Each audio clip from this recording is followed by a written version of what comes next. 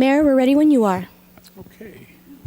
Good evening. I'd like to call the February 28th, 2024 City Council meeting to order. Please stand for the Pledge of Allegiance by Councilmember Lamb and remain standing for the invocation by Mayor Pro Tem Ross. I pledge allegiance to the flag of the United States of America and to the republic for which it stands, one nation, under God, indivisible, with liberty and justice for all. Let's take a moment of gratitude for life and the opportunity to gather together today. Let us reflect on the values that unite us: kindness, empathy, and the pursuit of truth. In this moment of reflection, let us appreciate the wonders of the natural world and the marvels of human ingenuity. Let us celebrate the diversity of people, their experiences, and the richness it brings to our lives. May we have open minds and compassionate hearts, seeking understanding and common ground. As we embark on this meeting, let us honor the dignity and worth of every individual present. Let us create a space where we all feel welcomed, respected, and valued for who we are. I thank each of you for the opportunity to come together. Let us proceed with intention and purpose, committed to building a more inclusive, compassionate, and just world for all. Thank you, Mayor. Thank you. Thank you, Councilmember Lamb and Mayor Pro Tem Ross.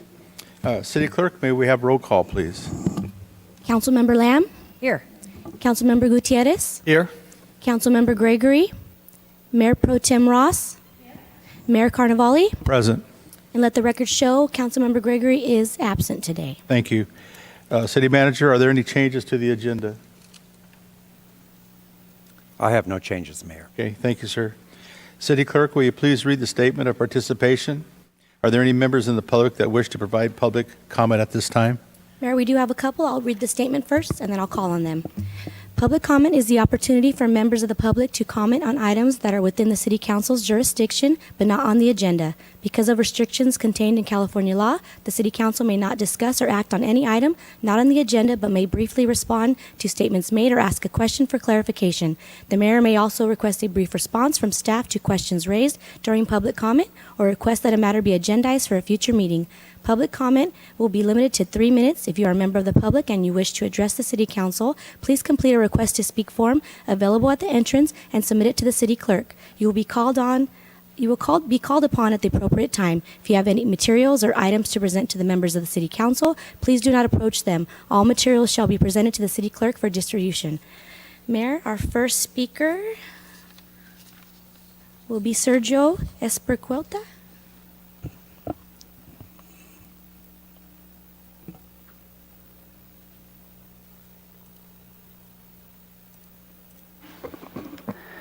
Good evening, Mayor, City Council, Catira City staff. My name is Sergio Espericueta, and I'm resident from Catira City. This night, I'm here because first, I want to thank the City of Catira City for moving forward the Dream Homes Park. Is moving in very quick now, but that is my comment today. In around two weeks ago, I received a call from my friend Agustin, letting me know about the one petition was circulating in the neighborhood, asking the resident to propose name for the park. That happened around 2 weeks ago. But then, and I came to the city and get one form because I don't have anyone. I filled and I returned. But to be more familiar with the process, I start looking the agenda from the Park and Community Event Commission, and some information caught my attention because in October 3 from 2023, the staff recommend the commission to form a subcommittee to start asking for the name. That happened in October 3. And in November 7, I found that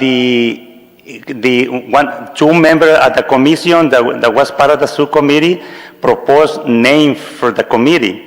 And I was a little bit surprised that my name was there because I never request to be there. Nobody asked me if can I be there. And when the commission approved the committee or subcommittee, I never received any notice that I was part of the committee. And then in December 5th, the subcommittee report the full commission, Park and Community Events Commission, that they already talked with 80% of the residents related to the dream home name.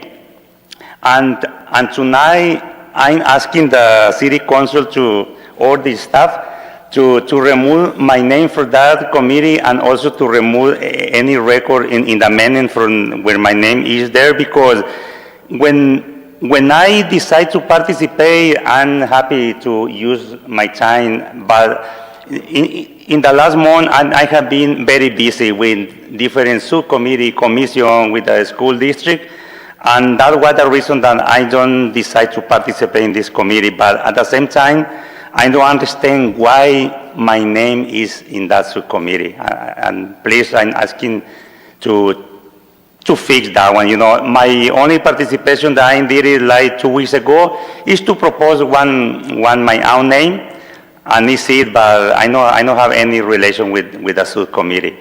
If they tell me before, I would be happy to be there. But now it's too late because the deadline to propose the name for this part is gone.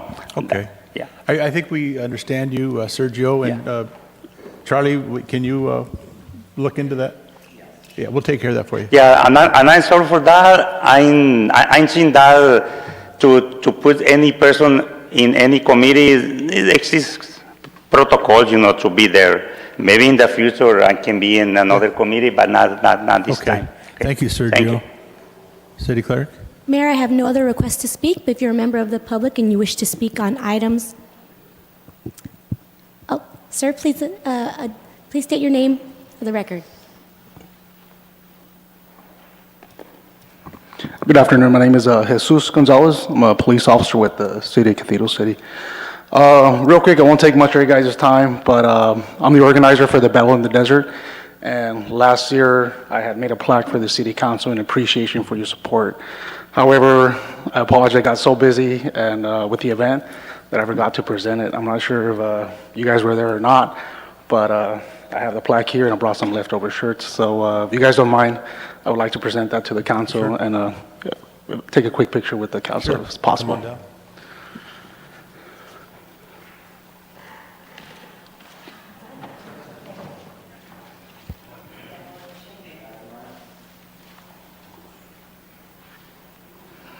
Also, I just want to thank Chris Parman, who assisted me with starting this event back in 2016.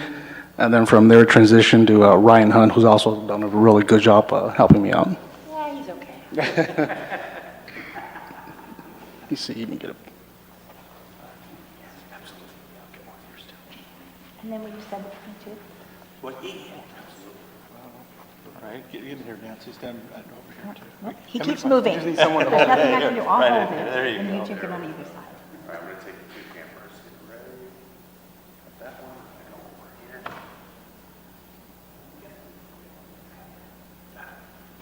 Oh, I didn't realize I'm actually holding it. Belongs to you guys now. Oh, okay. And I brought some shirts here for you guys. Thank you. Wonderful. Thank you, it's a great All right. event. Oh, Thank my you very goodness. much. Thank you, sir. Appreciate it. Thank you very much. I got it, ma'am. I got it. Thank you. Thank you, Ernest. Thank you, bro. Appreciate you.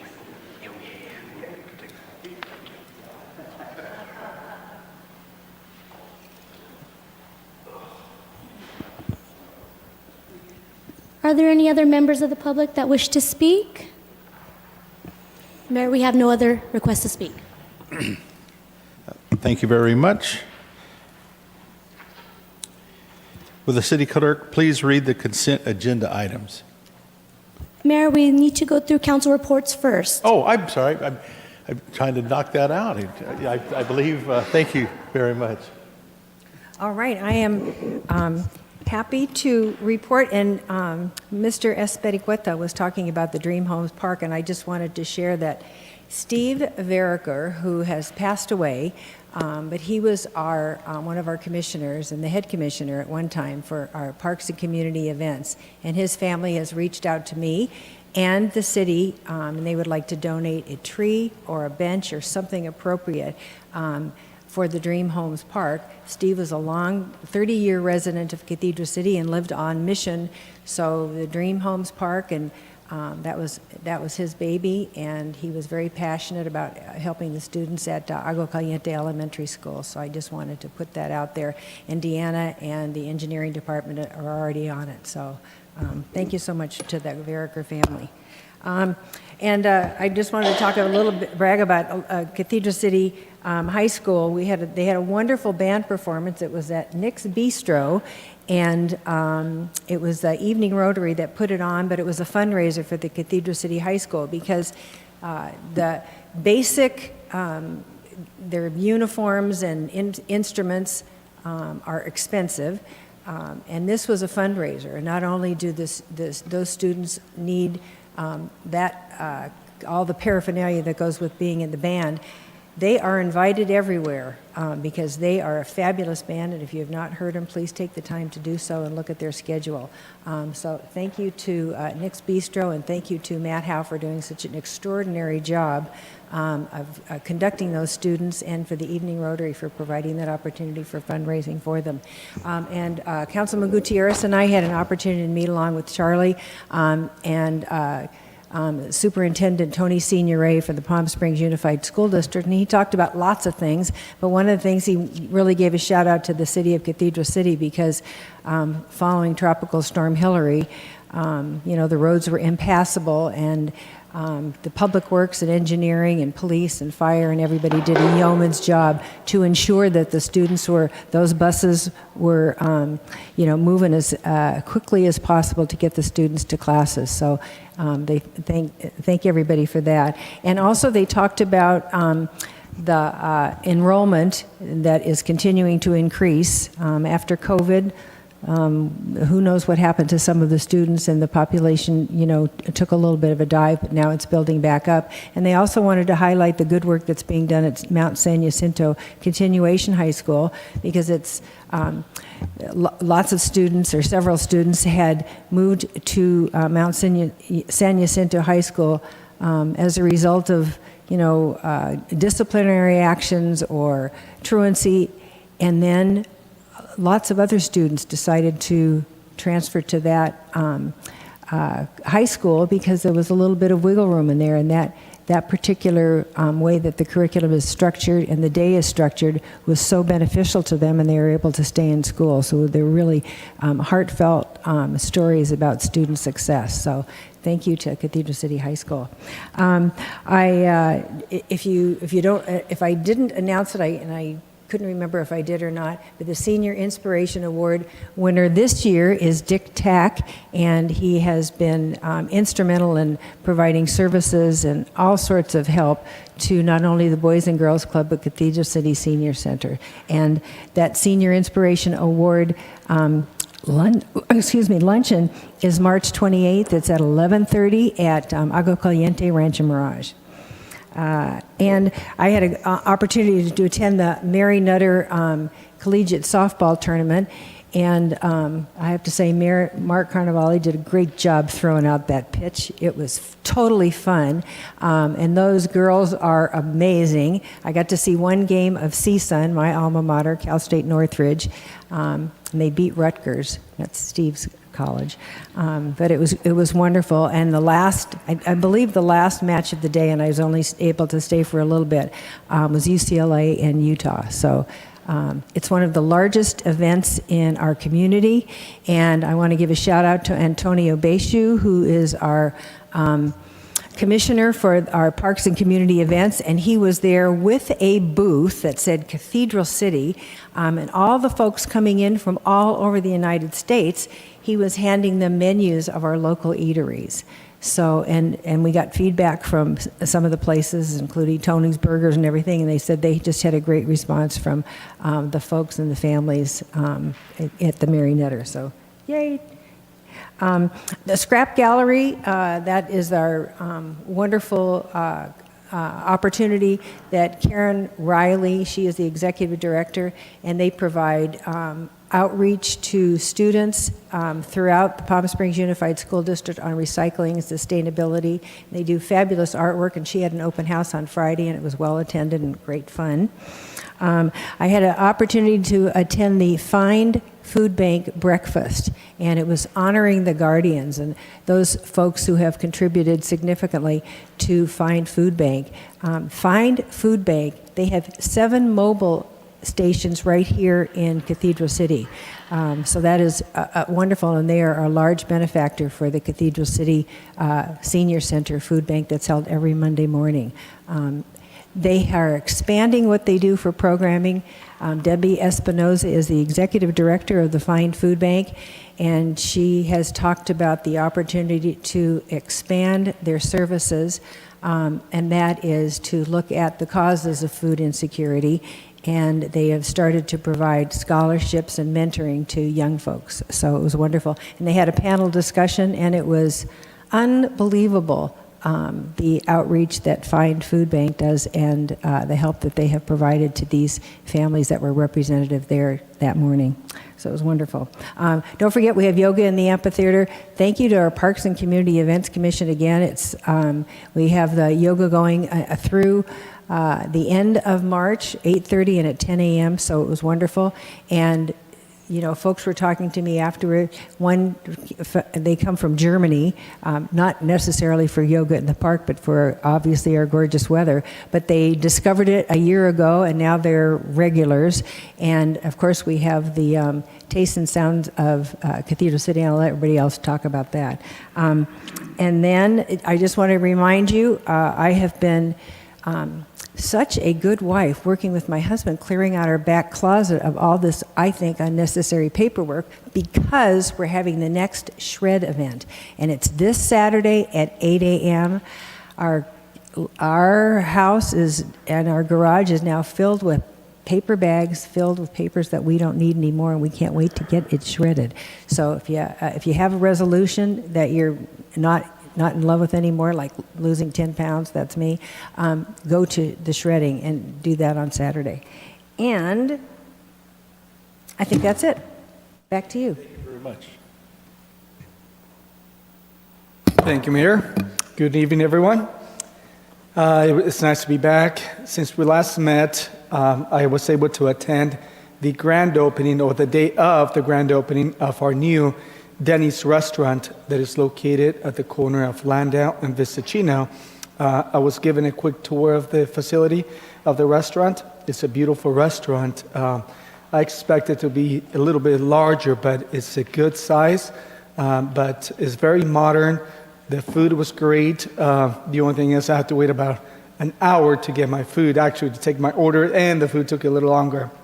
But there was a lot of people there, and everyone was really excited that we have a brand new restaurant. You can say that it's a chain restaurant here.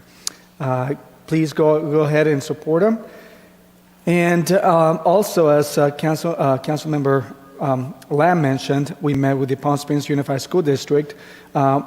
Also, an additional thing that the Palm Springs Unified School District is doing is they're updating, remodeling, and upgrading and expanding many of the schools within Cathedral City, and they're putting millions and millions of dollars into these projects. So in the next couple of years, once they're done with them, they will have put over $20 million just in the Cathedral City High School, I believe, and a lot more money in all the other elementary schools as well. And as Councilmember Lamb also mentioned, I attended the Marion Otters softball tournament. The mayor threw the ball so fast that the announcer didn't even see it.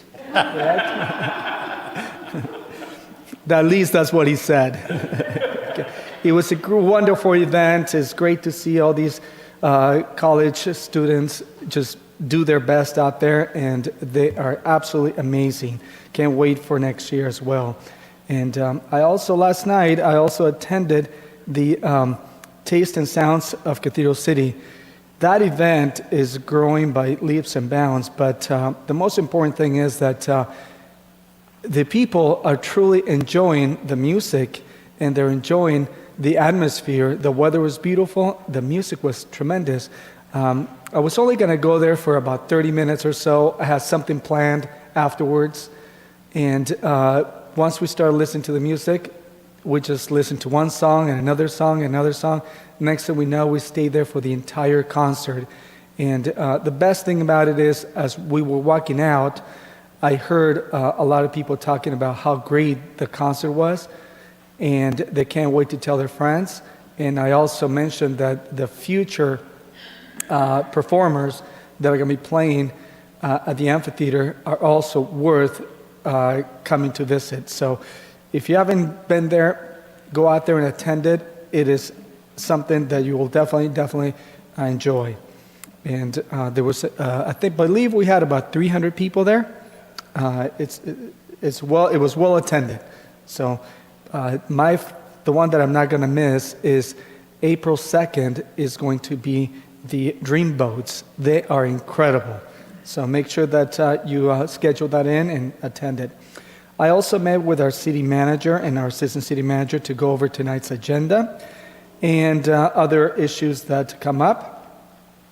Next week, I will be attending the Coachella Valley Association of Governments Conservation Committee meeting, and I will update you as to what the agenda is about. I continue to get residents calling in for illegal food vendors, illegal trash containers, and also illegal flower vendors, which I tried to relay as many of those messages to our city manager. And that concludes my report, Mayor. Thank you. Mayor Pro Tem. Thank you so much. First of all, let me tell you about this Riverside Arts and Culture Month, which is March 2024. It's art all through Riverside, but we have really significant pieces here in Cathedral City. The Perez Art District will be open, and they'll be focusing on the Museum of Ancient Wonders as well. So go out and see some things, but better than that, tell 10 people. So, my council comments. This upcoming election in November is already becoming a doozy of misinformation, heated conversation, and hateful language. And it's okay to have a difference of opinion with someone, but if you hope to get a change accomplished, like we try to do here, you also have to listen. We read hundreds of pages every week about the things we're voting on. Keeping yourself educated about the candidates and the parties will help you make sound decisions and avoid misinformation. Keep in mind that we all have different points of view, and those who are different are not your enemy. On this dais, we're Democrats and Republicans, but each of us see the importance of being respectful to each other. We know that our leadership depends on it, but we also know the importance of hearing other perspectives without condemnation. We have 5 different backgrounds, educations, and job experiences, which have led us to be who we are today. Try to keep that in mind when speaking to others. Not everyone will see through your glasses, and even when you don't agree with them, remember that they have an inherent right to hold different views. This can't help the conversation be focused if you can't share substantive issues rather than defaulting in personal attacks. Use respectful language, not insults or derogatory remarks, even when you could not disagree more with a person. Insults will stop the conversations around any potential productivity. Instead, find something in common with the person you disagree with. This can help you both foster understanding and reduce polarization. Rather than having your goal be total domination and winning, try the mindset of understanding another person's point of view. Try leading by example and model civility. Your behavior can influence the tone of a conversation and encourage others to follow suit. You will never have a chance to influence someone if you are loud, disrespectful, or hostile. Would that person influence you? This can lead to a productive, non-hostile conversation.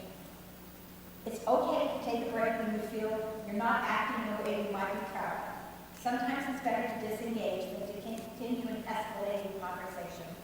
And lastly, please, remember that voting is just one of many ways you can participate in civil engagement.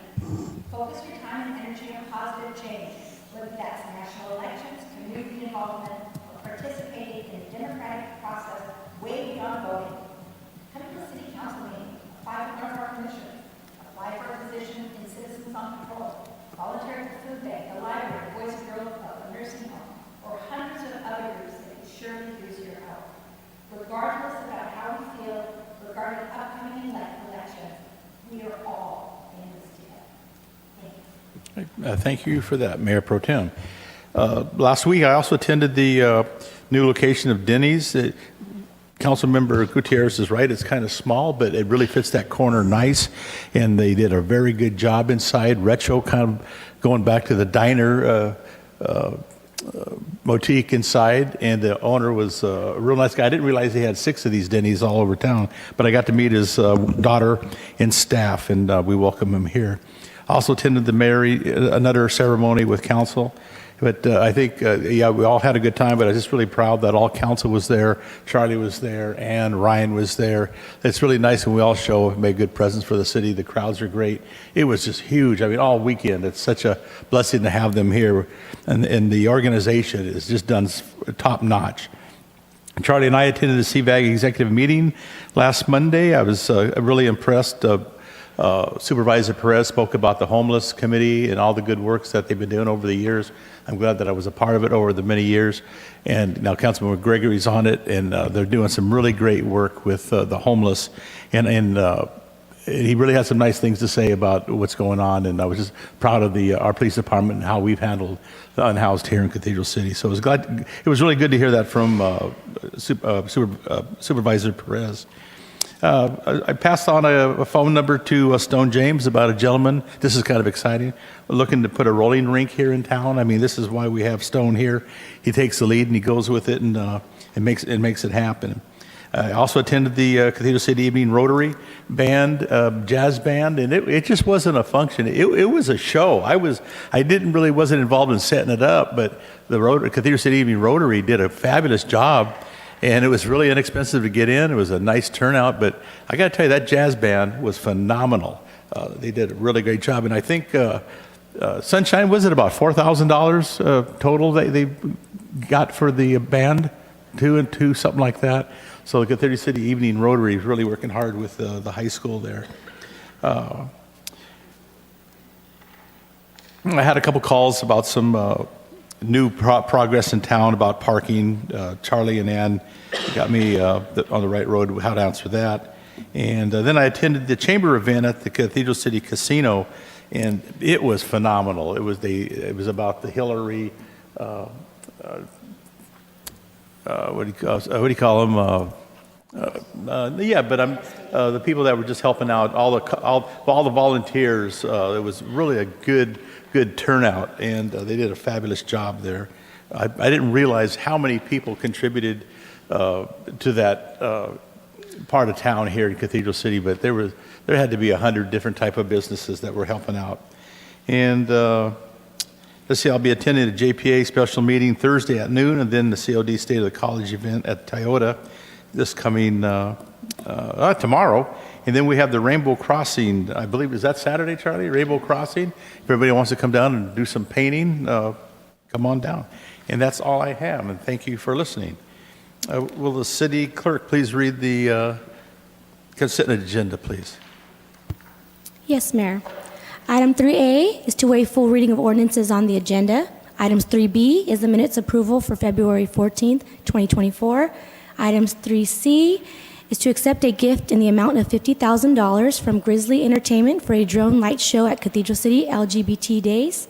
Item 3D is to approve a special use permit for the 2024 Michavela Festival to be held on Saturday, May 4th, 2024 in the Festival Lawn Annex area. Item 3E is to authorize a budget amendment in the amount of $42,500 to cover the cost of a contract to provide public opinion polling services. And that concludes the consent agenda. And if I could ask for public comment before we take action.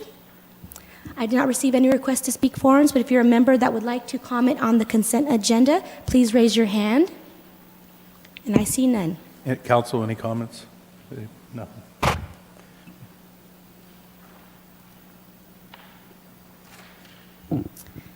We have a motion by Councilmember Lamb and a second by Mayor Pro Tem Ross, and motion carries all ayes. Okay, thank you very much.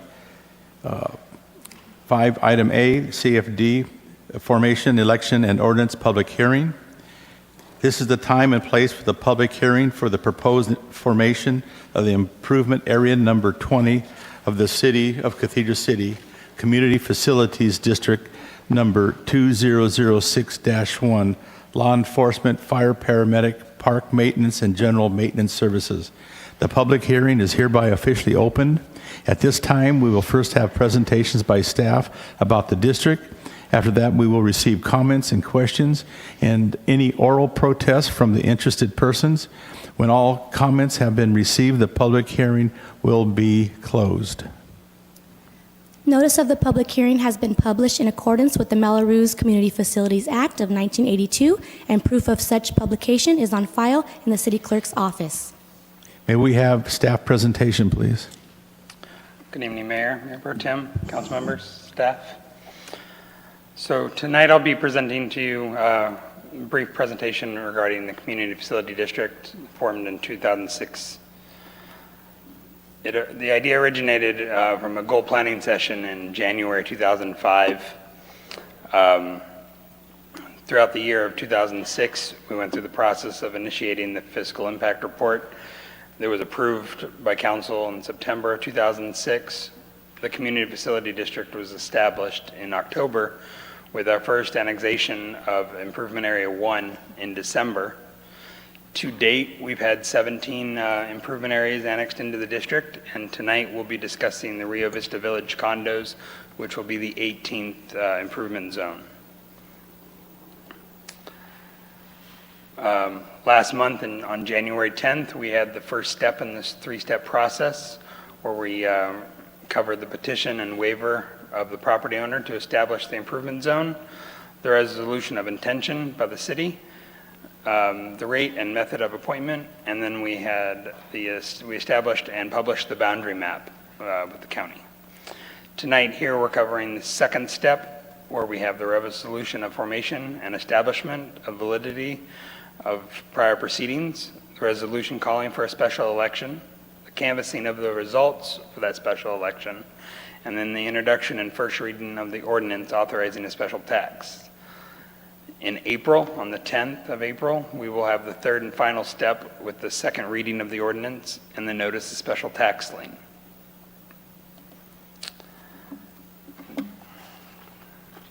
The fiscal impact report for fiscal year 23-24 establishes the rate of $662 and almost 88 cents per residential dwelling unit for developments of more than 4 units, and 15.41 cents per square foot for non-residential industrial developments. Improvement area number 20 has 58 condo homes at that rate of $662.87 per unit, resulting in an annual levy of $38,446.46.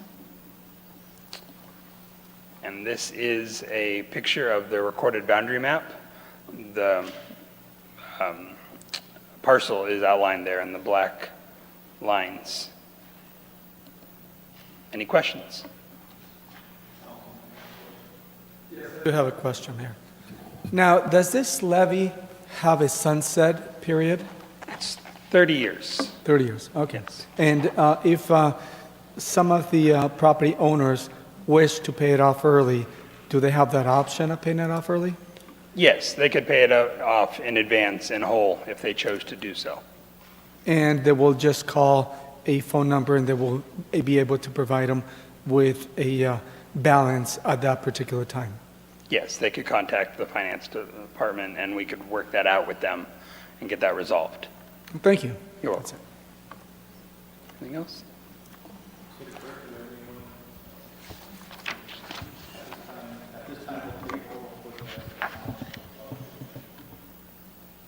Mayor, I did not receive any requests to speak. If there's anyone in the audience that would like to speak on this item, please raise your hand. I see none, Mayor. Do we have any, I'm sorry, can I ask that, do we have ballots? Or any voting ballots turned in? We did not receive any ballots in the city clerk's office. So we're supposed to canvass the results, and generally the They property should have been owners vote attached for them. in the staff report. Yeah, it'll be provided to the city clerk. We do have it. Yeah, could you go get them? And Mayor, I'm sorry, could we postpone this until the clerk actually has the ballot so we can verify that the ballots Okay, come in and they're voted for? Not that I don't trust them, but we need to do that as part of the procedure. Okay, Charlie, should we just take a quick break until, or move on forward? We shouldn't move forward. We'll just pause this, and when the ballots come back, go to the next item, then we'll Go come. to the next item? Got to mark my spot here.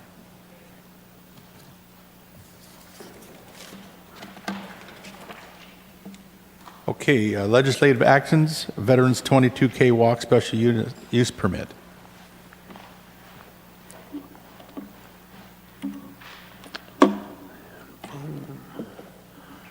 Right here. Awesome. Thank you, Christina. Yeah.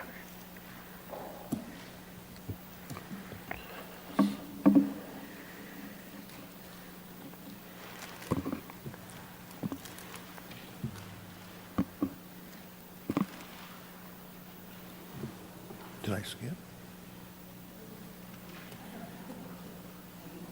I'm sorry, continue. You good for me to? Yeah, Okay. you're good to Yeah, go. absolutely. I wanted to introduce the Invisible Wounds Veterans 22K, raising awareness for veteran suicide rates, PTSD, and I have Sunshine Herrera with us. If you have any specific event questions that I'm not about to cover, she's with the Cathedral City Evening Rotary, as I mentioned, helping to organize this really great event for a really tremendous cause.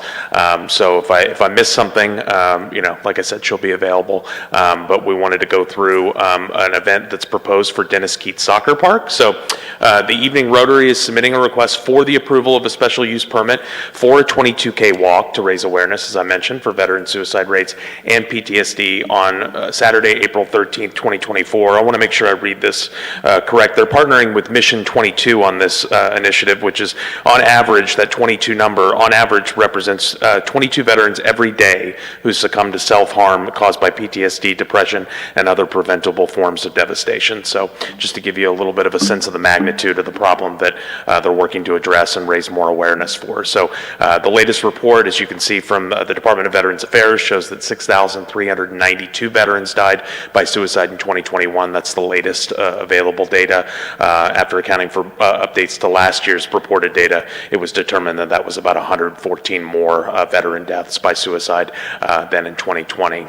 So the event would take place around the perimeter of the Dennis Keats Soccer Park, north of 30th Avenue on Saturday, April 13th, and no road closures are needed. They're staying within the perimeter of the park, looping around to get to the 22K number, which I think is about 13 miles when I converted it today. So, but they will start at 7 a.m. and should conclude in the early afternoon, and that would be approximately 1 to 2 in the afternoon there. And this event, as I mentioned, is to help support Mission 22 and local VFW Post 1534, but it's open to the public and all are encouraged to attend and help support this event and this mission. So additionally, for your approval tonight is the Parks and Community Events Commission at their last meeting. They approved some funding to support and sponsor a hydration station at the event. So what would that entail? That would be water, electrolyte drinks, Gatorade, for example, oranges, bananas, fruits, snacks, things like that. And PACE will also include information related to city parks and events at this hydration station, which my department, Communications and Events, is happy to provide flyers and latest materials with rack cards and things like that.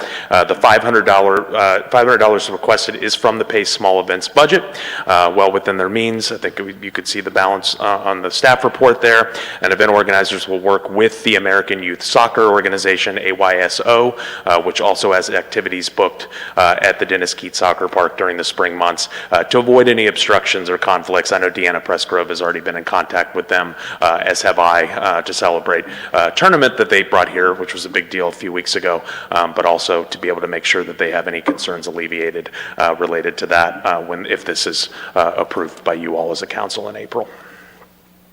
And then the flyer, as I mentioned, which would be 7 a.m. Dennis Keats Soccer Park, really nice looking design, and that's proposed for April 13th, which is a Saturday, supporting Mission 22 and local VFW Post 1534.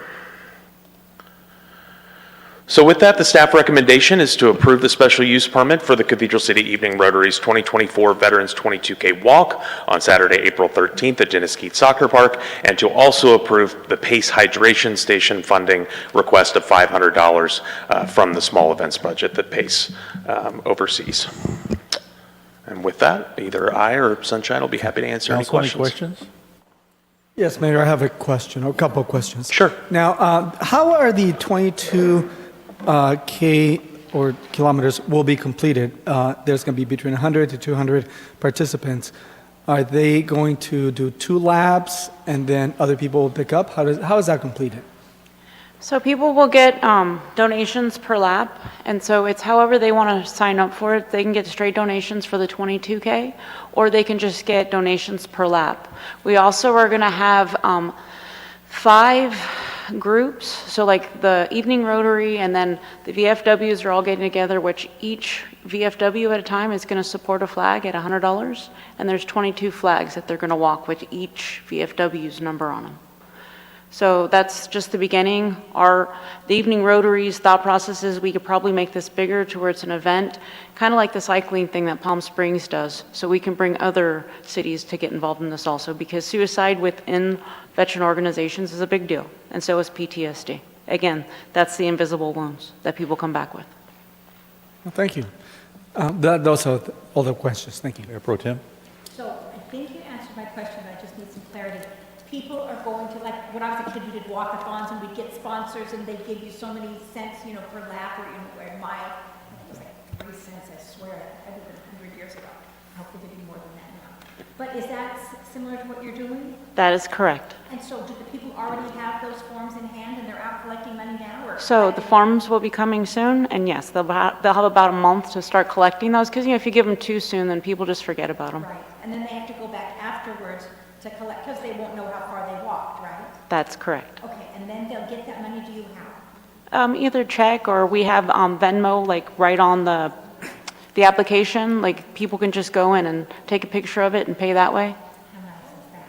And do you have a dream of how many people you're hoping will actually do this walk? I'm thinking younger people, most of the younger people. These could be students for the most part. I think it's going to be everybody from all different, it's just something new that's being brought to the city. We do have a big our Veterans Village that's here, so we do have a big veterans community here, so we just want our community to wrap around that. And like you said, from little kids all the way up to adults, anybody can participate.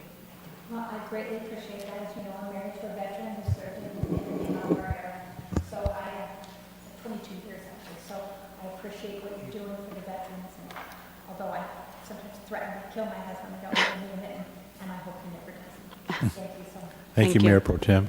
Councilmember Lamb? And thank you. And I just think this is an amazing event.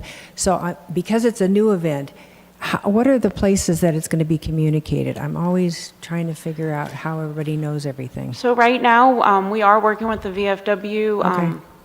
and his name is Jeff Cole. And so Jeff Cole has gone through the different VFWs, he's going through the different organizations, through the veterans routes. Cathedral City Rotary is going to go to different organizations within our cities. I'm pretty sure Ryan's going to blast it out, so it'll be over social media also. Okay, good. Thank you. I'll add to that just to reiterate, but, pending your approval, if you all were to approve, this would be ready to go. Already got the flyer, as you can see, and so it would be on discovercathedralcity.com, social media, thank you, and everywhere that we distribute that as well. So make sure it's on our events calendar for sure, so, Thank you. thank you. City Clerk, do we have anyone from the public wish to comment? I did not receive any requests to speak on this item. If you're a member of the public and you wish to speak on this item, please raise your hand. I see none. Okay, we ready for a motion?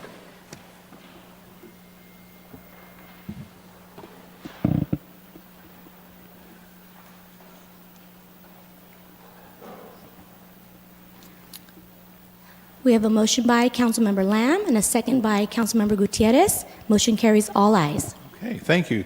Now we're going, do we have the cards or something that you requested? We do. We Okay. We can go back and. All right, so let me,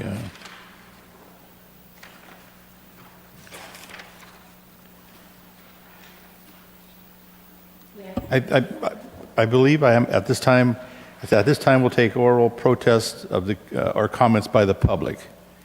Mayor, I did not receive any requests to speak, but if you're a member of the public and you wish to speak on this item, please raise your hand. I see none. Do we have any questions or discussion by members of the city council? Before I formally close the hearing, is there any property owner subject to the proposed special tax wishing to file a written protest?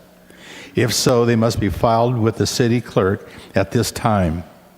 For the purpose of majority protest, only written protests are to be considered. The public hearing is hereby closed. Do I have a motion to adopt the resolution approving the formation of the district?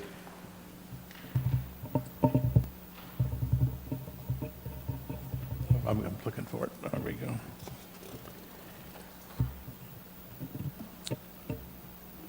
We have a motion by Councilmember Lamb and a second by Mayor Pro Tem Ross. Motion carries all ayes. And I will ask that we do roll call votes on the next couple of motions, please.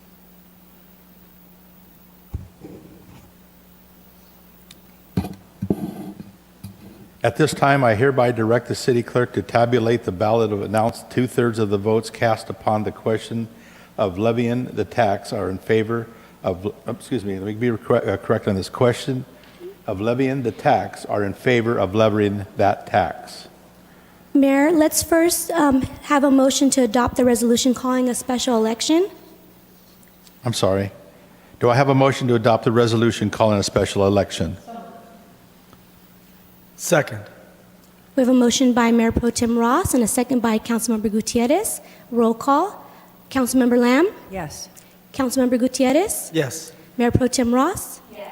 Mayor Carnevale? Yes. Motion carries all ayes. Thank you. I'll go ahead and read this again just to keep it legal. At this time, I hereby direct the city clerk to tabulate the ballot and announce if 2/3 of the votes cast upon the question of levying the tax are in favor of levying that tax. Yes, all ballots cast upon the question of levying that tax are in favor of levying that tax. Thank you. Do I have a motion to adopt a resolution canvassing the results of the special election? Second. We have a motion by Mayor Pro Tem Ross and a second by Councilmember Lamb. Roll call. Councilmember Lamb? Yes. Councilmember Gutierrez? Yes. Mayor Pro Tem Ross? Mayor Carnevale? Yes. Motion carries all ayes. Thank you. Do I have a motion to approve the first reading of the ordinance authorizing the levy of a special tax? So moved. Second? Motion by Councilmember Gutierrez, a second by Mayor Pro Tem Ross. Roll call. Councilmember Lamb? Yes. Councilmember Gutierrez? Yes. Mayor Pro Tem Ross? Mayor Carnevale? Yes. Motion carries all ayes. City Clerk, please conduct first reading of the ordinance authorizing the levy of special tax by title only. This is an ordinance of the City Council of the City of Cathedral City, acting as a legislative body of the Community Facilities District Number 2006-1, Law Enforcement, Fire, Paramedic, Park Maintenance, and General Maintenance Services of the City of Cathedral City, authorizing the levy of a special tax within said district. Thank you very much. Mayor, before we add, Yes. I'll just add to make sure it's on the record in case anybody needs the oral transcript of it. We did not receive either by mail or here in the council chambers any protests. Okay. Duly noted. Thank you. Now we move on to resolution adopting the city's 2024-25 RMA SB1 project. May we have the staff report, please? Thank you, Mayor, members of the council. John Corella, your Director of Engineering and Public Works, will present this item. SB1 is a important source of funding for our street program, and one of the things we discussed and you all made some recommendations on back in November was that we were going to have to do some reshuffling of the deck so that we could repair the streets that were damaged by Hurricane or Tropical Storm Hillary. And so you'll see in John's presentation that that's the primary focus of this, but it also picks up the other projects from your capital improvement plan that are necessary moving ahead. John? Thank you, City Manager. Mayor, Mayor Pro Tem, fellow council members, I'm going to do the introduction, and then Armando, our city engineer, will do the back end with the actual projects. But there's a few nuances I want to explain here because we're working with the SB1 flexibility to be able to assist the city in a time of need, which is built for that too. So just as a reminder there for the audience and the people in the public, we do this every year. We're probably about a month and a half earlier than we normally do this.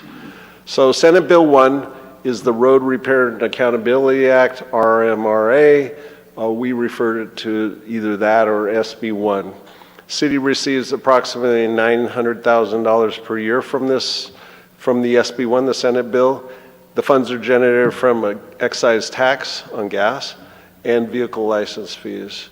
And it requires specific reporting of expenditures for transparency. And when it went to the ballot, that was the big issue, was it was going to be very transparent for the public. And this is part of that process. So the annual eligibility requirements are basically listed here. There's not many. City Council must publicly adopt a resolution of a planned list of projects. That's what you're going to see tonight. Once you approve that resolution, if you so choose to do so, we submit that resolution. We upload it in the SMART system for the CTC. The city also has to maintain an annual maintenance of effort commitment, which is basically we have to spend out of our general fund or traffic safety funds at least $900,000 in matching roadway improvements. Mind you, the core of the projects are roadway maintenance, could be any road in the city. It can also include traffic signals.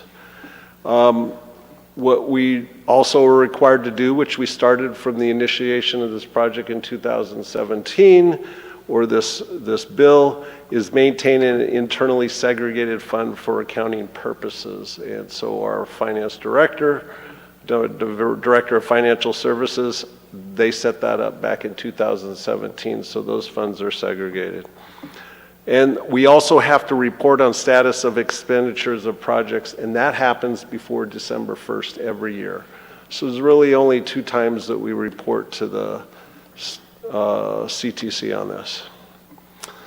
So, where am I? There we go. So once again, it's overseen by the CTC. That's who we communicate with. The focus is on the annual resolution and the annual reporting of expenditures. The one thing SB1 has is flexibility, and I'll quote right out of the SB1 guidance document, and it says, SB1 affords cities and counties flexibility to deviate from a project list in any given fiscal year should local priorities circumstances change. Any deviations from the project list in the given fiscal year will be captured through the annual expenditure reports. So what you're going to see when Armando presents the list is a deviation from last year's report. There were projects that weren't in our last year's report. That's okay. We can move around and manipulate it for our needs.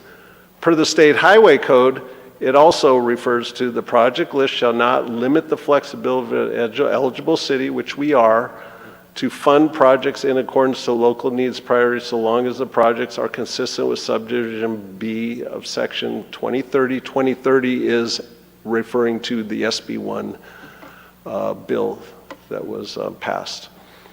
Per communication with the CTC, since we are doing something a little different, we communicated with them and they said, do not do an amendment on last year's resolution. We don't even know how to upload that into the system. Just change that on your project list for the upcoming project resolution. And then make sure you update the annual expenditures in there prior to December 1st. So that kind of covers how we're kind of moving the SB1 funds around that we annually report. So how do we select the projects for this list? And it's very similar to what we did the CIP. In fact, the only thing you will see different here are the Hillary impacted streets and alleys. They have a potential for reimbursement, very slim on the local streets and everything, but we wanted to get work done on those streets because they're fairly new. They got degraded. We want to get them back up to the condition they were in. And then our Via Dianza 3 participation, which you have a project after this that you can, if you choose to approve, needs a little additional assistance. We do have SB1 funds that have been carried forward because some of the projects have been waiting for materials to come in. So every month we build up a little bit more and more.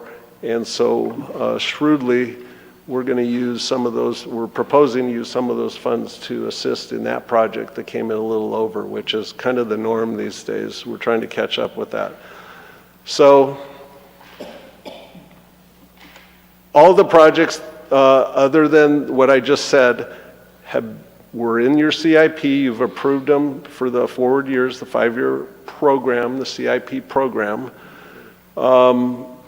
They have been analyzed in the pavement management program. And how we go about picking projects is basically we spread them across the city. Obviously, we look at projects based on their PCI and then some on a higher PCI, because if we could salvage that street and carry it out for 25 years, we're going to work on it. So if you look at that project list that's being proposed, some are full reconstructs, some are going to be mill and replace, so we're going to take off the layer of asphalt, we're not going to deal with the base. Some are just minimal grind and overlay, and other ones are just a RIAS, which you commonly see in the spring and the fall, which we do.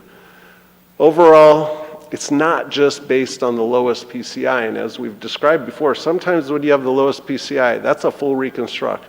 That's very costly.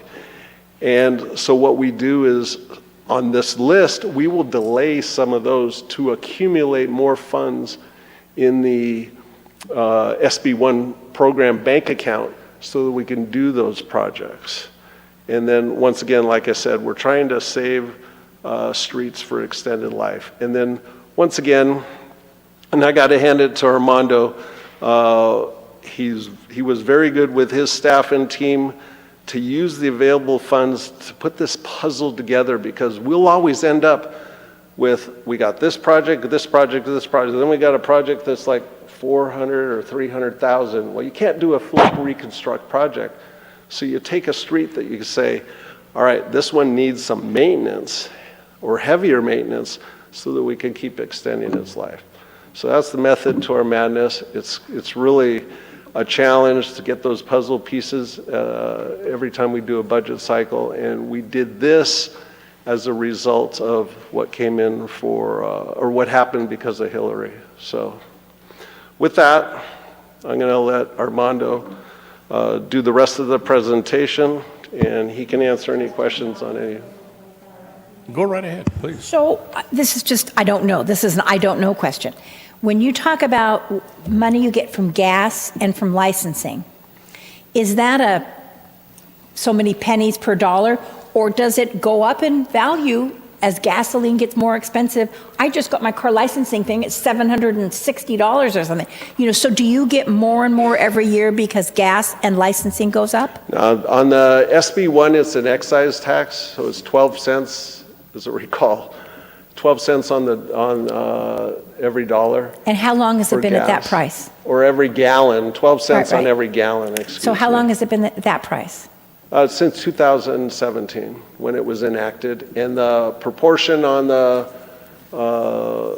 license or the license plate renewal, vehicle renewal, I can't give you the exact amount, but there's a formula for that too. It would work better for the cities if it was a percentage.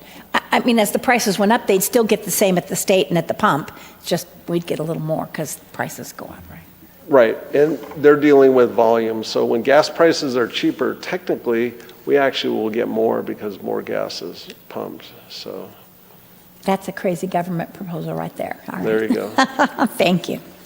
So with that, Armando Balzone, our city engineer. Thank you. Thank you, John. Good evening, Mayor Pro Tem, council members. Okay, this part of the presentation is going to focus on the resolution that we are proposing for the fiscal year 24-25. And we are going to start with the resolution of the last fiscal year 23-24, that included these two projects as the main projects, Landau Boulevard and McCallum intersection traffic signal, and Landau Public Alley reconstruction. Because of Hillary, the staff is recommending to defer the maintenance of the public alley reconstruction east of Landau.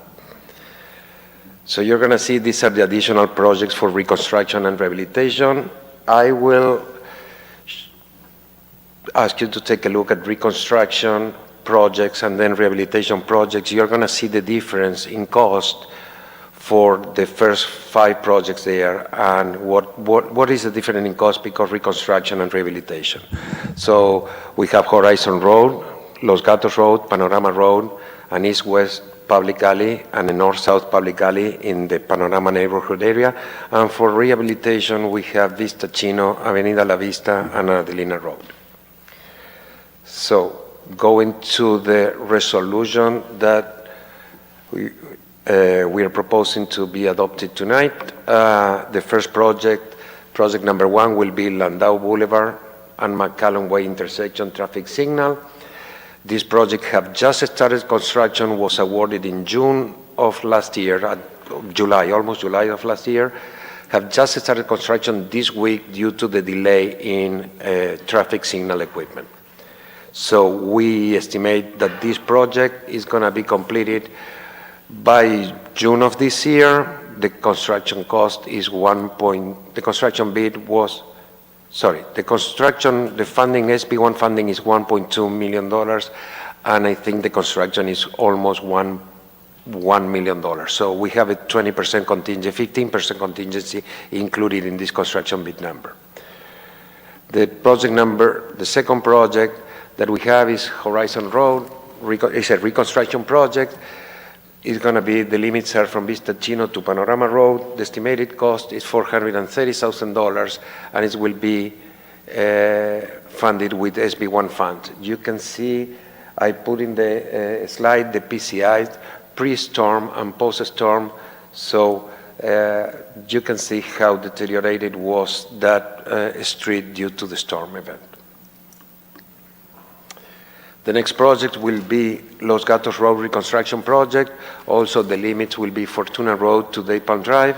The estimated cost for this reconstruction is $273,000. It's going to be funded with SB1 funds, and the completion will be the summer of this year.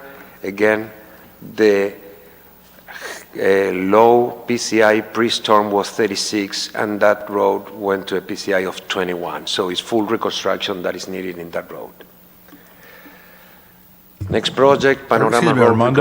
Armando, just a quick question. On the Los Gatos, on that part of Date Palm, is that the street where the water always backs up and there's always a flood? Is that Yes, yes. And that's part of what we are doing with SB1 funds is reconstructing Los Gatos only. That part of the intersection that has the gas line and has the drainage just crossing Date Palm, we are considering that in the Date Palm Drive project. Okay. Thank you, sir. So the next project is Panorama Road reconstruction project. The limits are Avenida Diosa to Avenida La Vista. The cost for this project is around $400,000. And because this project was listed in the last year resolution, we have assessment district funds, so this project can be done with SB1 fund in combination with assessment district fund 88-3. So the total project, $123,000 on SB1 funds, $280,000 on assessment district 88-3. Again, you can see the deterioration, the lower, where near Horizon Road, that PCI went to 22, that is also full reconstruction. Project number 5 are the east and west public alley reconstruction. The limits are Horizon Road to Date Palm Drive. The estimated cost for this reconstruction is $108,000 and will be done with SB1 funds. And the last reconstruction project is the north-south public alley reconstruction project that is going from Adelina road to the vacant lots to the south, the cost of this alley will be $67,000, and it's going to be funded with SB1 funds. And now we start with the rehabilitation projects that we proposed. And the first one is Vista Chino Rehabilitation Projects. It's going from Avenida Maravilla to Dade Palm Drive.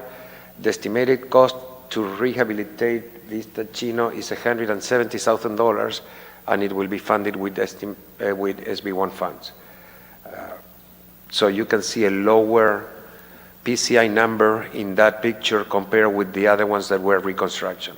So according to our payment management program, when this street is considered in the range of fair, so the treatment that we provide to these streets are different. Now, after you do all this work, for instance, Vista Chino, that's going to bring it up to 100%, is that? No. Or what percentage is it? No. It's gonna, if we are doing only RIAs, probably it's gonna raise the PCI to 8 points. Okay, it's gonna be, let me go back to that. Probably it's gonna be close to what it was before. Oh, okay. If we do a little less than what it was before, if we do a rehabilitation, that will be kind of a milling, putting 1 inch, taking 1 inch and putting 1 inch back, probably it will get to that point that was before. But to consider a street to 100% need to be most likely going to full reconstruction. Thank you. Mr. Baldassar, were you planning, can you go back again too? I'm going back. Go back and forth, back and forth. So if you think you can bring that up to a pre-storm of 78, what was your projection before the storm that you were going to have to do Vista Chino? In what year? My projection on Vista Chino will be 3 to 5 years, 3 to 4 years there. And that's what it was before the storm, Yep. 3 to 5 years. Mm-hmm. And so you'll get at least that much out of this or more? No, because I will get more because it was not going to be deteriorated as it was not going to be deteriorated as it was by the storm. So if it was a normal, just to put it in different terms, normal wear and tear of the street, just by doing the RIAs in 3 years, it will give us a better PCI than the pre-storm. Thank you. So the project number 8 for rehabilitation is Avenida La Vista, and it's going from Adelina Road to Los Gatos Road. This project was RIAS last year. Okay, so we are gonna RIAS again. So the cost is $51,000, and it's gonna be funded by SB1 funds. And then we have Adelina Road Rehabilitation. This project was also RIAS last year, and the limits are Horizon Road to Dade Palm. Cost is $21,000, and it can be funded with SB1 funds. And Via Dianza, as John mentioned a few minutes ago, Via Dianza Phase 3 is a project that we are collaborating with Coachella Valley Water District. The project limits are from Ortega Road to Olancha Road and the Arrowhead cul-de-sac to the east of Via Dianza. The estimated cost is $1.2 million, and it's going to be combined funds with CDBG funds that were always the funds used for Via Dianza street improvements, CBWD funds that they are going to take care of the water improvements and everything, and SB1 funds. Is shown in the slide that we need $304,000. Most likely is $150,000 is what we need. 50% of that is what we need for the construction. The other 50% will cover the contingency of the project. And then we go to the old projects or projects that were were in the last year's resolution that we pushed down in order to be able to do the reconstruction and rehabilitation of the project mentioned before. So this is the Whitewater area street rehabilitation. The streets are Shifting Sun, Whispering Palms, Sky Blue, Water Trail, Navajo Trail, and Pueblo Trail. This project is, the cost estimate is $1.3 million, and is combine also SB1 funds and CDBG funds, okay? And the PCIs are listed on each street, and most likely is that the area between 33rd and Ortega Road and 33rd Avenue from Shifting Sun to Cathedral Canyon.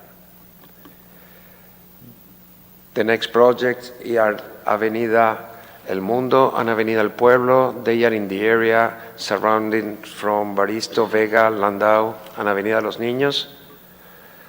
These two, according to the PCI of the project, they need a rehabilitation, small rehabilitation, so it's going to be a mill and overlay. So the estimated cost for this project is $457,000. It's going to be funded with SB1 funds, and it's going to help us to do the next project that was the Landau Public Alley reconstruction. That was the number 2 project of the last year's resolution, and that for this project, what we will need is going to be a $1.2 million, and we are pushing the project down to the fiscal year 27-28, and it could be done with SB1 funds. Project number 14 are some roads in the area that is north of Ramon, south of McCallum, east of Dade Palm, and west of Santoro Drive. And they are street improvements in El Toro Road, Victor Road, Numa Road, and Baristo Road. The cost for this rehabilitation of this project is going to be $1.2 million, and is expected to be done in fiscal year 27-28. And the last project is the Panorama Park street improvements. This will include Los Gatos Road from Fortuna to Valgermo, and Jarana Road from Avenida Maravilla to La Vista. The cost estimate is $743,000. We're expecting to use SB fund, and we are expecting to put this project to construction in the fiscal year 28-29. With all that, their staff recommendation is to approve the resolution adopting the city's fiscal year 24-25 capital improvement project CIP plans, project funded by Senate Bill 1, the Road Repair and Accountability Act of 2017, and to approve the list of selected projects for rehabilitation due to Tropical Storm Hilary to be funded by SB1 funds. And that concludes my report, Mayor. Back Thank to you. Questions from council? Mayor Pro Tem? Thank you. So I understand that, you know, you don't have great confidence in local roads getting FEMA money. I'm with you on that. But what happens when it's a date palm? Would you have better confidence in getting FEMA money on a date palm reconstruction? I don't know if I have better confidence into have it. I have a different project that I can use, that we can use different aspects of the projects to get a better feedback from. It's not FEMA the one who's going to do it. It's the Federal Highway Administration. Haven't we asked FEMA because for money Dade on Dade Palm? Dade Palm is in the Federal Highway System, so FEMA, if the Federal Highway System does not approve the project or say no, FEMA will never touch that project. So it's a never, huh? Well, that, FHWA is the key. yeah, last time we talked about it, and it's been several weeks now, but last time we talked about it, you said that you weren't sure, so I was... We're still not sure, and but we're doing a big push on that. Dade Palm Drive is not part of the SB1 list because it's a $5 million project. It would take all of our SB1 money for the next 5 years just to do that one. So we're probably looking at a general fund project. We're going to come forward with a project to do that, whether FHWA funds it or not, because we have to take care of that street. But that will come separately because there is no adequate funding in SB1 or in our MOE to do a project of that magnitude. And because every ask is a little bit different, I'm sorry, I'm pivoting here. Because every ask is a little bit different, if we spend the money and do the project, does that take us out of the ask? No. We could get a refund. Yes, repayment. yes. In fact, that's how many jurisdictions approach recovery after events like this, is go ahead and do the project and then put in for reimbursement. Hope, wings and hope. prayers. And if lightning does strike and we get some reimbursement on some of these, that can go back into our SB1 if that's where we spend it from, which then opens the door for other projects. And to add on to what the city manager said, staff have had the first 2 meetings in person with FEMA over the last couple of weeks, and they're very clear about that if you have work that needs to be done, do the work, whether the funding comes in or not. If it's work that needs to be done, it's really the local jurisdiction's responsibility to, provide the funding if necessary to do that. And staff are very adamantly working with all of the different funding buckets to make the case for, especially our arterial roadways, Date Palm and Vista Chino, to try to see if those are going to be covered under the FHWA program. And staff are still working those angles and don't have a final answer on that yet. And I'm glad to hear that. It just seems, I would not have been surprised had we done the work that our importance number would decrease, that money might go someplace else to somebody who needed it more because they hadn't fixed their roads. Thank you. Councilmember Lamb? Councilman Gutierrez? Okay, thank you very much, Armando. Are there members of the public who wish to comment at this time? Mayor, I did not receive any requests to speak forms, but if you're a member of the public and you wish to comment on this item, please raise your hand. And I see none. Thank you very much. We're ready for a motion. Please vote. We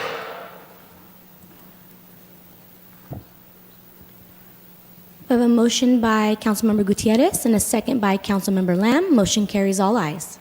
All right, thank you very much. We have C, award construction contract to Granite Construction for the Via de Anza Street Improvement Project, Phase 3, number C08841. City Manager, may we have the report, please? This will be Armando again. It will build on the one you just heard, in that this is part of the SB1 money you just authorized is to close the gap on this project, which is primarily funded by CBWG, and will finish a project we've been working on for the last 3 or 4 years, on Via de Anza. Excellent. Armando. And if you allow me, I think item 6C and item 6D are all together, not all together. One is the construction contract award for the Via de Anza Street improvements, and item 6D of the agenda is the agreement with CBWD. So I would like to do both presentations in one, both items in one presentation. Okay, would we vote separately on them, though? Okay, all right, go ahead. So, well, as you know, the location of Via de Anza is in Ocotillo Square neighborhood. The project started from Dinah Shore to Ortega. The phase 1 was completed in March 2023. They were the street improvement on the west side of Via de Anza. And the second phase was completed in October 2023 with the street improvements and water main improvement in combining efforts with CBWD. Phase 3 is kind of the same thing, are street improvements and water main improvements on Via de Anza from Olancha to Ortega, including Arrowhead Road cul-de-sac to the east of Via de Anza. Just before construction and after construction of the phase 1 and 2, that's what Via de Anza looks probably in 2022, and this is what it's looked right now in 2023, or 2024, sorry. The Via de Anza Phase 3 projects, again, the street improvements will include sidewalk, curb gutter, pavement, ramps, driveways, and the installation of new asphalt concrete, as also to remove and reconstruct some private improvements to the appropriate property limits. And also the water main improvements, the replacement and relocation of a domestic water main within the project limit. So for the bid solicitation. The invitations to bid were advertised in January 17 of 2024 at the Desert Sun, La Prensa Hispana, Cathedral City website, and Planet Printworks. The bid opening was February 12 of 2024. City received 7 proposals. Granite Construction from Indio was the ranked number 1 in the amount of $1,016,000. The engineering estimate was $1,060,000. So it's nice to see that we have something below our estimate for a long time.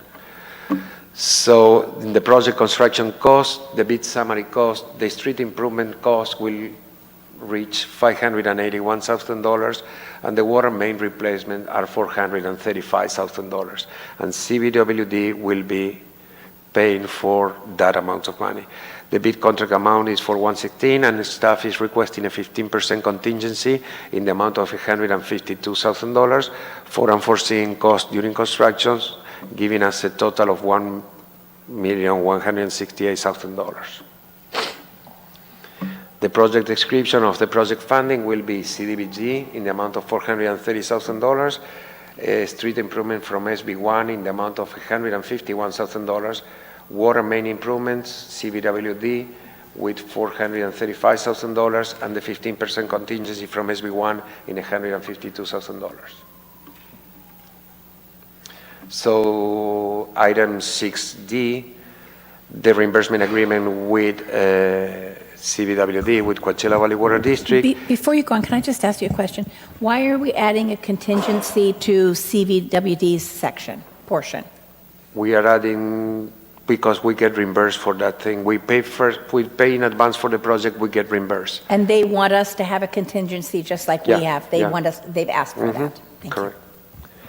So Coachella Valley Water District will be responsible for reimbursing the city 100% of the construction cost to replace the water main. The city will be the lead agency managing the construction. The reimbursement agreement was presented to CBWD board on January 9 of 2024, and the agreement has provision for CBWD to pay additional cost if the original cost estimate is exceeded. So the recommendation to award the contract, the item 6C in your agenda, is to award the construction contract to Granite Construction in the amount of $1,016,000, to approve a 15% contingency in the amount of $152,400, to approve a budget adjustment in the amount of $303,000 for allocating funds from the local street roads program, SB1, to the project, and to authorize the city manager to execute the contract documents and authorize the city engineer to request bonds, insurance, and issue the notice to proceed for the project. And the recommendation for the item 6D is the city council to authorize the city manager to execute a 100% reimbursement agreement with Coachella Valley Water District for the relocation and replacement of the water main at an estimated construction cost of $435,000 within the limit of the project. That concludes my report, and it's back to you, Mayor. Thank you very much, Armando. Council, any questions? I just know the folks, they're my neighbors, and they're real happy. They're real happy with the work you've done, and they're real happy to see it complete. Thank you. Councilman Gutierrez. Yes, thank you, Mayor. My first question is, now this area does not have sewer, is that correct? It does have sewer? Yeah. Oh, okay. Yeah, that was my question, because there's certain areas that don't have sewer, and I was just wondering if there was going to be sewer installed, or why not if there wasn't? Okay, thank you. Okay. City Clerk, do we have any comments from the public? Mayor, I did not receive any requests to speak on either item 6C or item 6D, but if you're a member of the public and you wish to comment on either of these items, please raise your hand.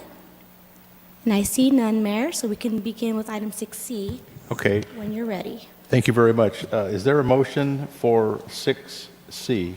Do I need to read that, Charlie, or just 6C is good? I think we get good? All right. We have a motion. We have a motion by Councilmember Gutierrez and a second by Councilmember Lamb. Motion carries all ayes, and this is for item 6C. Okay, thank you. Do we have any public comment on 6D? No, I did not receive any. I did ask, and I didn't see any, so we can go ahead and move on to that item. And do we have a motion on 6D?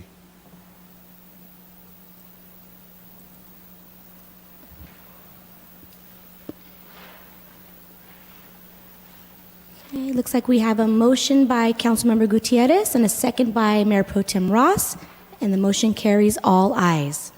Thank you very much. And item E, statewide community infrastructure program. May we have a staff report, please? Thank you, Mayor. This is a sort of a complicated funding opportunity that the city actually joined back in 2017. I think only Mayor Carnevale was on the council at that time among you all. And there's a proposed amendment to the program which will offer increased flexibility. Kevin will describe this to you. I think this is a no-lose proposition for the city in that it's completely voluntary for developers to take advantage of it. It doesn't place any burden or cost on us, but it does provide another tool in the toolbox for people who are needing to install infrastructure for new development. So, Kevin? Kevin, you have the floor. Thank you, sir. Thank you, Mr. City Manager, Mayor Pro Tem, council members, and city staff. Charlie gave a great intro. This is an amendment to a resolution that was done in 2015. So please feel free to ask any questions as we go along. SCIP, this California Statewide Communities Development Authority, CSCDA, and the League of, as a joint powers authority sponsored by the League of California Cities and the California State Association of Counties. They actually developed this program back in 2015. And we joined, we were one of the early ones that joined. And it was under the auspices of being through an assessment district. And that is the difference, that now it's not just an assessment district opportunity, but it's also for community facilities districts. So it's two opportunities now instead of just one. And that's the purpose of this presentation. Any agency, a city, a county, a local agency can join. The JPA has 532 members, and we are one of those members. Financing is available for development projects within cities or counties or jurisdictions to become, and for a local agency to become a participant. We are. To be eligible to become a participant, you just have to have membership and you have to adopt a resolution, which we did all of that back in 2015.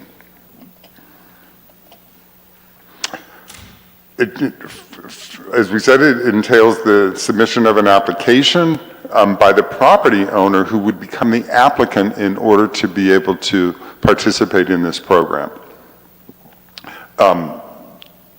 For projects determined to be qualified, SCIP provides non-recourse financing either through development impact fees or for public capital improvements, and that's where the tie-in is with respect to now a CFD as an opportunity. So for example, when someone comes in today's environment and they come in and they pull a permit, we have, for certain permits, development impact fees.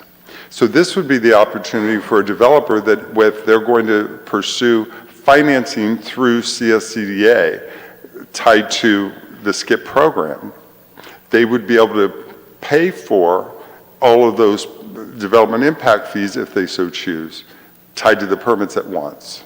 And so that money would be available to us sooner. So in a few slides, we'll talk about the benefits to the property owner and we'll talk about the benefits to the city.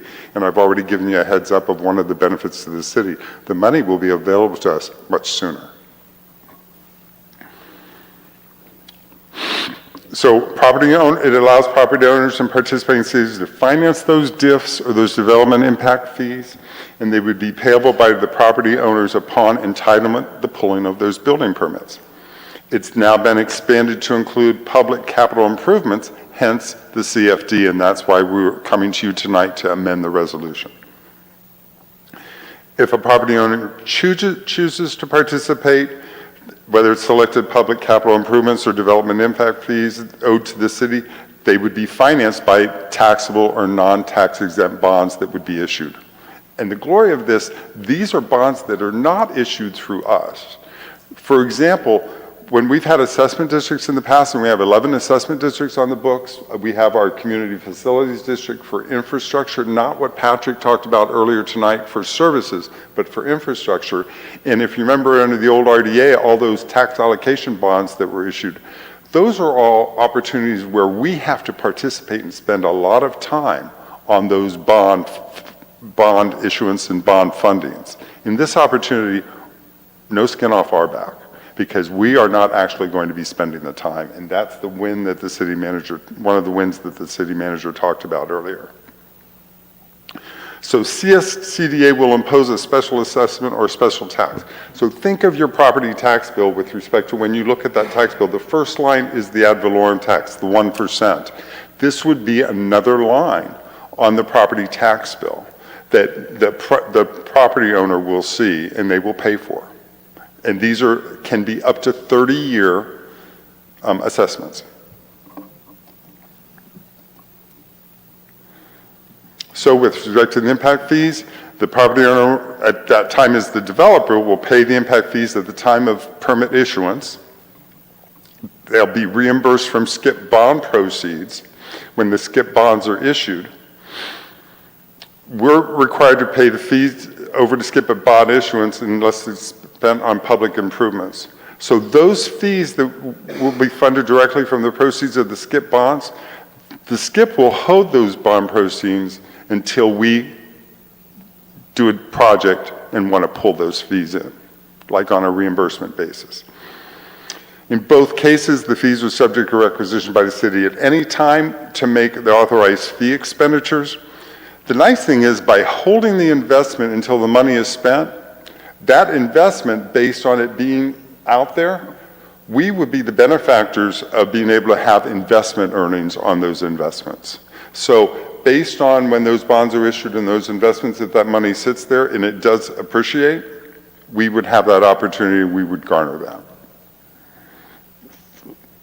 that. Just like some of our other bonds, there is, through the federal government, there's a tax law that requires that, and we have a vendor that does annual arbitrage on our bonds, and so they will actually do that research and they will deliver that with respect to. It's the same type of thing of what we do internally, but they'll do the arbitrage on these bonds and we won't have to be involved in that. So, as we said, the big purpose here is where is most of our land available for this type of thing is, and this all fits in with our city council goal established of identifying ways to provide necessary infrastructure in the North City and the extended North City planning areas. So now it's for, as we said, not just assessment districts, but also CFDs. So let's, on these next two slides, a couple slides, talk about benefits. The benefits to the property owner: only property owners who choose to participate in the program will have assessments or special taxes imposed on the property. So if you don't participate, there won't be another line item on those property tax bills if you don't participate. Instead of the property owner having to pay cash for those public capital improvements and/or development impact fees, the property owner received low-cost, long-term tax-exempt financing of those fees. And the bottom line is those rates would be lower for them and they would be able to take advantage of that through what's offered through this JPA, through this Joint Powers Authority. At any time, the property owner can choose to pay off the special assessments or the special taxes. For home buyers, this is a key advantage. Paying the cost of that public infrastructure through a special assessment or a special tax is sometimes better than having to have those costs rolled into the cost of the home. So in that respect, the cost of the home, and for their qualification purpose as a prospective home buyer, that cost in theory will be less because all of those public improvement dollars are not rolled into what the developer has to do to charge up there, but they will pay it through the tax roll. But at least from a qualification standpoint, they would not have to qualify at a higher loan value. And like we said before, these kind of rates are typically lower than traditional mortgage rates because they are tax-exempt bonds. So that is also a benefit to the property owner. Owners of smaller projects, both residential and commercial, can have access now to tax-exempt financing on infrastructure. So now let's move over to the benefits of the city, some of which we've already talked about. As in conventional assessment and CFD financing, the city is not liable to repay the bonds because they are not debt of the city. Those assessment district bonds that we have out there, those old RDA bonds that we have out there, they are in our financial statements at the end of every year, but we are not liable for that debt. That is not city debt. The good news here is on this next bullet, CSCDA has an underwriter, they have legal counsel, a trustee, an assessment administrator, a special tax consultant, and a program administrator to take care of all of these things that are listed here in this bullet. We don't have to worry about that stuff. They take care of that. That's a huge win. In providing tax-exempt financing to help participating cities and counties cushion the impact of rising capital public improvement costs and development impact fees on property owners.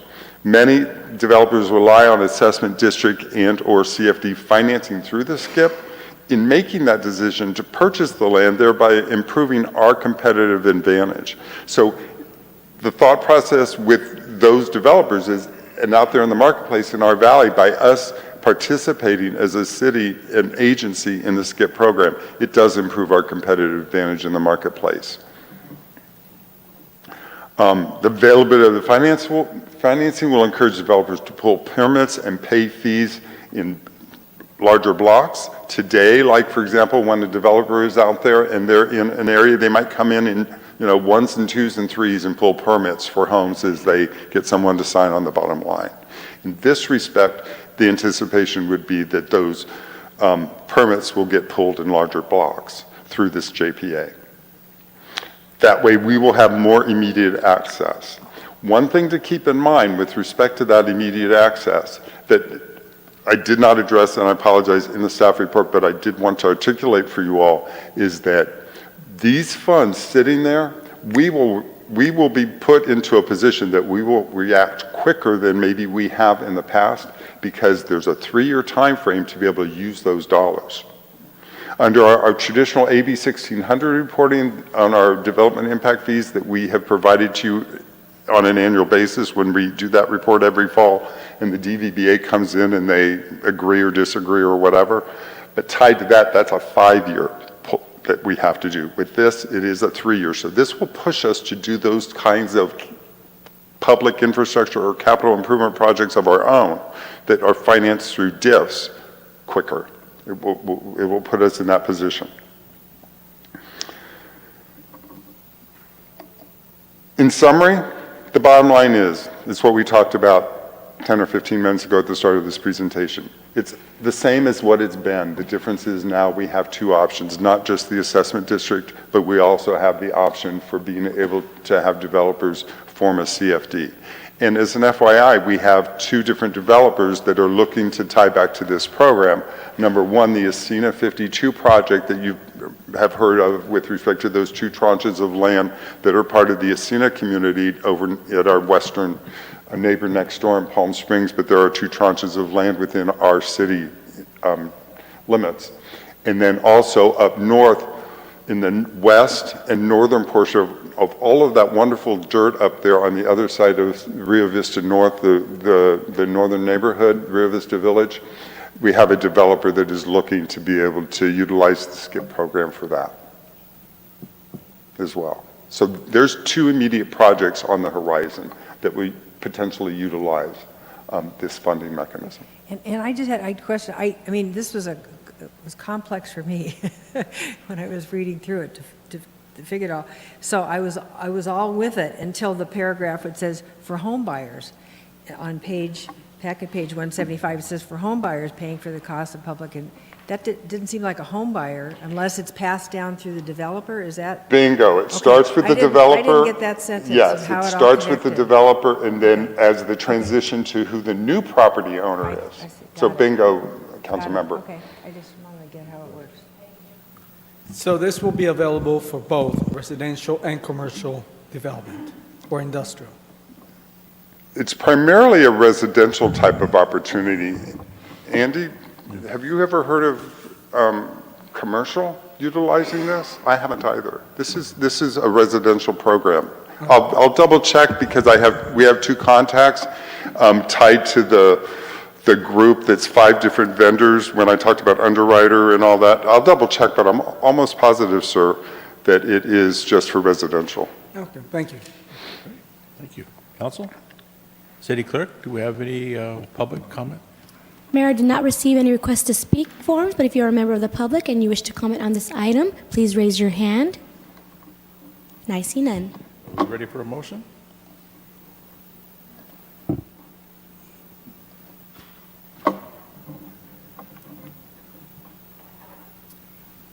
We have a motion by Councilmember Lamb and a second by Mayor Pro Tem Ross, and motion carries all ayes. Great, thank you very much. We're going to go to item F, professional service contract with Terra Nova Planning and Research, Inc. for Message Project.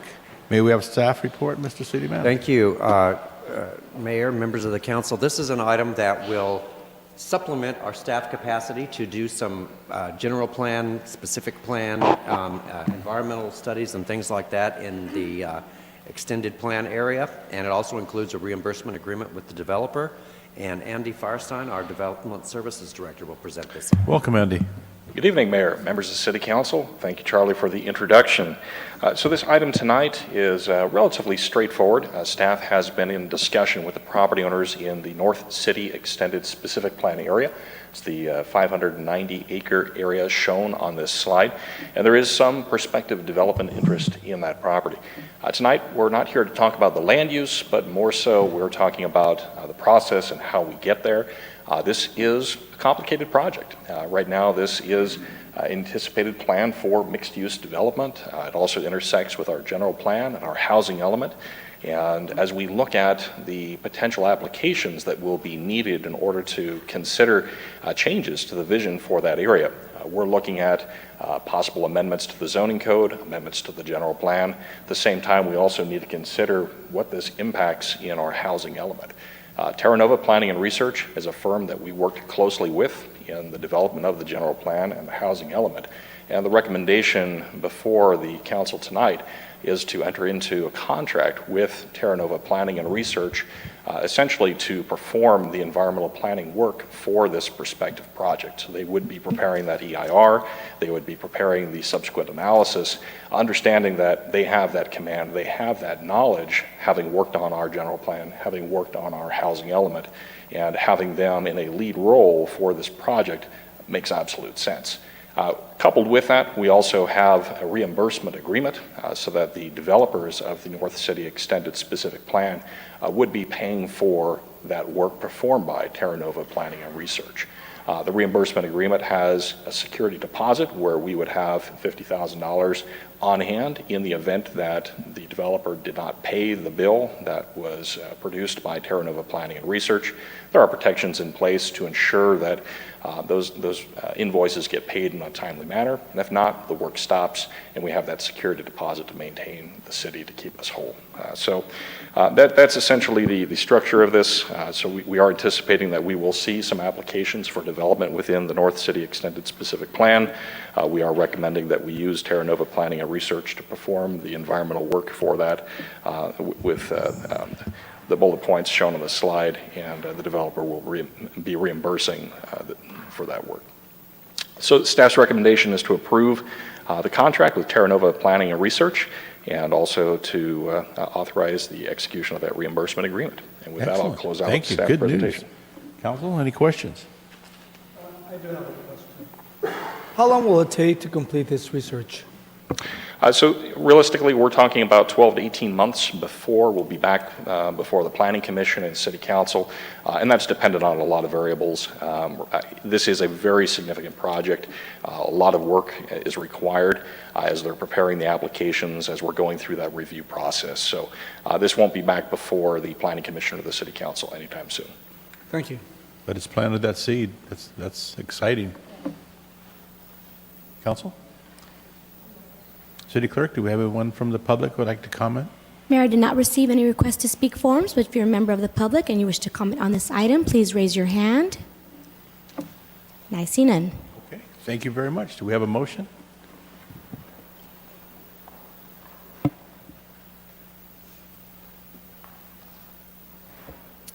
We have a motion by Councilmember Lamb and a second by Mayor Carnevale. Motion carries, all ayes. Excellent. Thank you very much. Discussion on future agenda items. Are there any items on the council would like to discuss? The only thing I Speak to Mike. Here he is, I'm talking to that one. When we had the 2x2 meeting with Palm Springs Unified School District, I brought up the idea that the International Baccalaureate Program, which is at a wonderful feature of Cathedral City High School, if Ed Perry or a student in that program could do a short presentation at a study session, just to really to elevate us all and inform us all about what that International Baccalaureate Program means to Cathedral City residents and to those students and to us in the future. So thank you. Thank you very much. The next regular city council meeting will be held March 13th, 2024. Meeting is adjourned. Thank you.